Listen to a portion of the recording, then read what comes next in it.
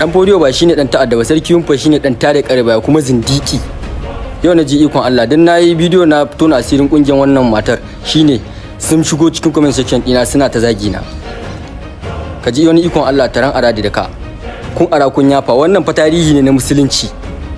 Sarki yunfan nan fa yana ansa sunan musulunci amma kuma tantirin azzalimi ne ku ya cutar da Danfodio. Mu fa muna goyen bayan yan ta'adda bane, hasali ma tun daga kan fulanin da ke kidnapping da Hausawan da ke infoma, Allah ya tona musu asiri, in ba masu cewa bane Allah ya kama su. Sannan masu cewa wani wai Boko Haram ba Hausawa bane, in jiki na kunnuwa ne zan yi dani a ce a cikin Boko Haram babu Bahaushe. Ba wai kungiyar nan ne ba maso ba, wani kungiyar arziki ne za a ce mace ce shugaba kuma jahilar ba magujiya wanda bata da aiki sai zagin Danfodio. Musulmin kwarai zai shiga wannan kungiyar ne wai Danfodio ya yaki yunfa. To idan ba ku san tarihi ba, ai Danfodio ya yi zamani da bawa jangwarzo, wanda bawa jangwarzo har zuwa gidan Danfodio ya ce zai assasa mai da awashi kuma zai goyi bayan shi ya ci gaba da yada da'awa. Sannan bayan mutuwan sarki bawa jangwarzo ya yi zamani da sarki Yakubu, sannan kuma ya yi zamani da sarki Muhammad na fata, sannan sai ya yi zamani da sarki yunfa. Duk bai yaki waɗancan ba sai ya sarki yunfa.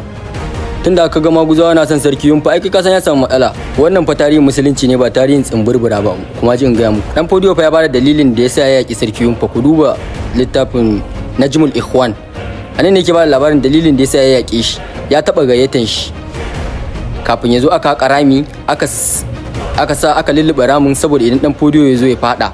Sarki yunfa fa ya azabtar da Danfodio har sai da ta kai ga Danfodio ya yi hijira daga kasar Gobir, kuma daga nan shi yunfa ya niki gari ya biyo shi har inda yake ya yaƙe shi kuma Danfodio ya tashi ya kare kanshi. Ba za ka taɓa jin an bada tarihin yadda aka gana ma shehu azaba ba, sai dai shi da ya tashi ya kare kanshi. To yanzu ya tsogali wani, amma ba a bada labarin azaban da sarki yunfa ya gana ma Danfodio, sai dai a bada labarin Danfodio ya yaƙe shi.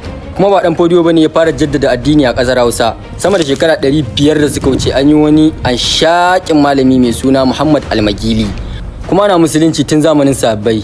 Tarihi ya nuna sahabi Uqba bin Nafi ya zo ƙasar Hausa, ba ma ƙasar Hausa ba ma da Afirka gaba ɗaya. Ta kai gaba mu da abin da zamu bada tarihi sai abin da Turawa suka rubuta mana. Turawa sun zo ƙasar nan sun kwashi littattafan shehu duka da ya rubuta suka tafi da su. Na daga cikin cutar mu da aka yi shine canja mana tarihi.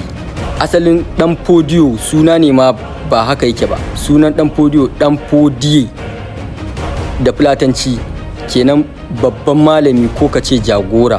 Ka canja mana sunan garuruwa kamar irin su Borno wanda asalinta da Bahar Nur ne, da Zazzau wanda da asalinta Zakzak ne, da Agadas wanda da asalin sunan Akadas ne, Madinatul Akadas.